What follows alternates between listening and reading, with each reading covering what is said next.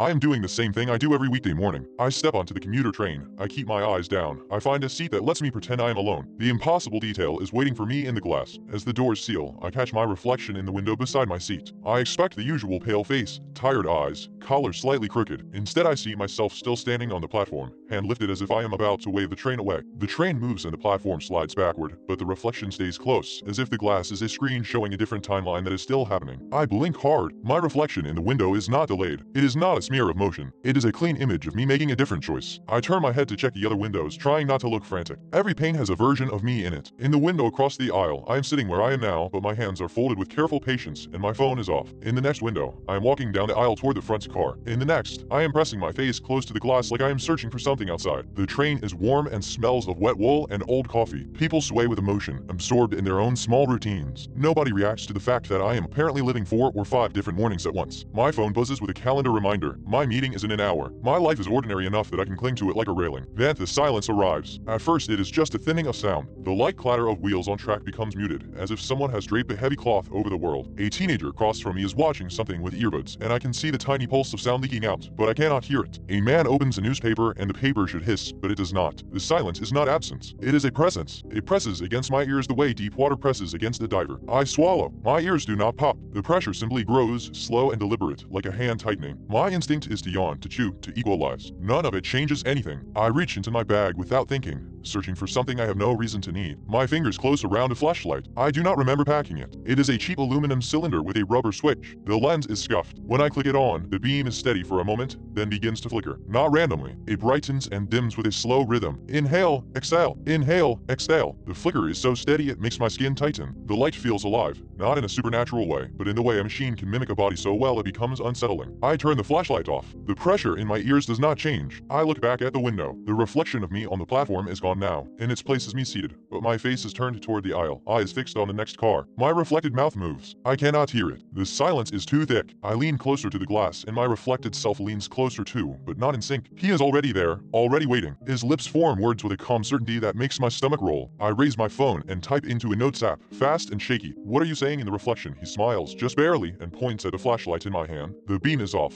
but the lens catches overhead light and winks like an eye. I click it on again. Breathing rhythm. Inhale, exhale. With the light on, the pressure changes, not less. Divot. It becomes directional. The sensation shifts as if the pressure is not pushing inward from everywhere, but from the rear of the car, a slow wall advancing toward my seat. The closer it feels, the more my ears ache. I glance behind me. Nothing looks different. A woman in a tan coat is reading. A man is tapping his foot. A stroller is wedged near the door. Normal, but the windows behind me show me doing something else. In the glass at the far end of the car, my reflection is standing, shoulders tense, facing backward as if someone is coming. In another window, I am crouched beside the stroller, holding the flashlight under the seat like I am checking for something that crawls. I keep my face neutral. I keep my posture commuter casual. My heart does not cooperate. At the next station, the train slows. Doors open. People get on and off. The silence does not lift when the doors open. That is when I understand it is not about sound traveling through air. It is about permission. A man steps onto the train carrying a duffel bag. He pauses and looks down the length of the car like he is counting faces. When his eyes pass over me, the pressure in my ears spikes. I wince despite myself. He chooses a seat 2 rows ahead of me, on the opposite side. In the window beside him, his reflection is not him. It is me. In that pane of glass, I am wearing his jacket and holding his duffel. My hair is combed differently. My expression is composed, almost bored. I look like I belong in that seat more than he does. The man unzips his duffel slightly and peers inside, then closes it. The pressure pulses, matching the flashlight, matching breath. Inhale, exhale. My hands start to sweat around the flashlight. I do not like the idea that the pressure is learning my rhythms. I try to focus on the ordinary world. I check my email. I scroll through headlines. My eyes keep sliding back to the windows. Each reflection is a fork. In one, I stand and pull the emergency handle. In another, I walk to the front car. In another, I stay seated and do nothing, and I can see the exact moment my reflected eyes fill with tears. I do not know which choice is mine and which choice is being suggested. The pressure thickens again, more insistent. It feels like invisible fingers pressing cotton deep into my ears. My jaw aches. My teeth feel too close together. I click the flashlight off, then on, as if I am trying to reset something. The flicker remains slow and regular. I aim the beam at the floor by my shoes. The light pools on the rubber matting. The edges of the beam tremble with the flicker. Something in the shadow inside the light moves. Not a shape, a change. As the beam brightens, the shadow retreats. As it dims, the shadow swells forward, like it's breathing too. I lift the beam, scanning under seats along the aisle. People glance at me, me, annoyed, then return to their screens. When the beam passes over their shoes, the pressure eases for a beat, then returns. It is as if the silence dislikes being illuminated. My phone buzzes again. A text from my boss asking if I am on my way. I type back yes. The word does not feel true. I look up and notice the duffel bag man is watching me now. His eyes are flat, not hostile, but curious, like I am a puzzle. In the window beside him, the me wearing his jacket opens the duffel bag all the way. I cannot see what is inside. The reflection angle hides it. My throat tightens. The pressure in my ears tightens with it, as if it is tethered to my fear. The train enters a tunnel. The outside world drops into black, and the windows become mirrors. Now every window is a clean reflection, and every reflection is wrong. In one pane, I am smiling at the woman in the tan coat, leaning close as if I am telling her a secret. In another, I am standing over the duffel bag man, flashlight raised like a weapon. In another, I am slumped against the door, mouth open in a silent scream. The pressure becomes unbearable. It is not pain like a headache. It is the sensation of being compressed, of being reduced. I press my palms against my ears. It does nothing. I turn the flashlight toward my own face and click it on. The flicker lights my nose and cheeks and pulses. In the glass, my reflection does not match. In one window, my face is lit steadily, no flicker. In another, my face is dark, eyes gleaming. I lower the light and force myself to breathe slowly, trying to match the flashlight rhythm instead of letting it match me. In an exhale, the pressure responds, not by easing, but by sinking. It feels pleased. The duffel bag man stands. He does it smoothly, as if he has decided something. He lifts the bag and steps into the aisle. He is coming toward me. The pressure surges with each of his steps, like the silence is a physical thing he is carrying. I cannot hear his footfalls. I cannot hear the rustle of clothing. I cannot hear my own breath, but I can feel the train. I can feel vibration through the seat, through the floor. He stops beside my row. He looks down at the flashlight in my hand. His lips move. I can only guess what he says. In the window beside us, his reflection is not him. It is me, standing in the aisle holding the duffel bag. In that reflection, I look down at my seated self with a strange pity. The man reaches into his pocket and pulls out something small, a set of foam earplugs. He holds them out to me. My first reaction is relief so sharp it makes me dizzy. If I can block the pressure, maybe I can think. Then I realize the pressure is not sound. It is silence. Unlocking my ears might trap it inside. I do not take the earplugs. He tilts his head, patient. The pressure increases until my vision blurs at the edges. I click the flashlight on and aim it directly at his face. The flicker washes over his features in slow pulses. He does not flinch, but in the window, the reflected version of him does. In that pane, his eyes squeeze shut as the light hits, and behind him, the reflected train car is darker, as if the tunnel has swallowed it. I swing the beam to the window itself. The reflection of me holding the duffel bag recoils, stepping back.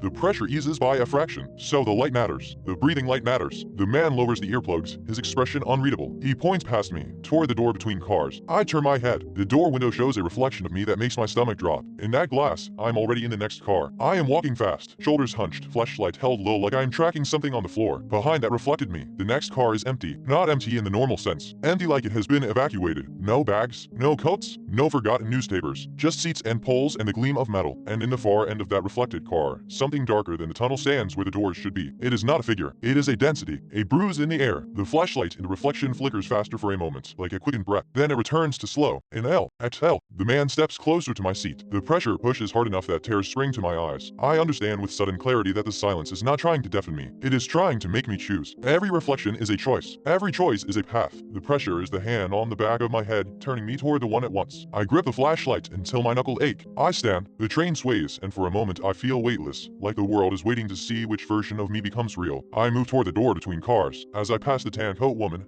her eyes flick up to me, then away. Her face is calm, but in the window behind her, her reflection is covering her ears, mouth open, as if she is screaming. I reach the door. The small window is mirror bright in the tunnel darkness. My reflection there is not one version. It is several, layered. One of me is turning back. One of me is forcing the door. One of me is standing still, flashlight off, surrendering. The pressure in my ears becomes a single, decisive shove. The flashlight flickers in my palm, inhale, exhale, as if it is urging me to breathe with it. I place my hand on the door button. The duffel bag man is behind me now. I can feel him without sound. The air feels heavier with his presence. In the glass, the empty next car waits, and the bruise of darkness at its far end seems to swell in time with the flashlight. Inhale, exhale. I press the button, and the door seal breaks with a motion I cannot hear. The pressure vanishes for half a second, like the world has taken a breath. Then it returns from the other side, stronger, as if the silence has been waiting in the next car all along. I step through anyway, and the door slides shut behind me. The instant it closes, the tunnel reflection disappears. The windows in this car show only one thing. They show me making the same choice, over and over, walking deeper into the empty car, flashlight flickering like a slow lung. And at the far end, the bruise in the air begins to move toward me, and my ears start to feel like they are about to burst without a sound. I lift the flashlight, and the beam lands on the darkness. The flicker pauses on the brightest inhale. Something inside the dark reacts like an eye opening. Then the light exhales into dimness, and the pressure slams in so hard that my knees buckle, and I realize I am not the only one choosing anymore.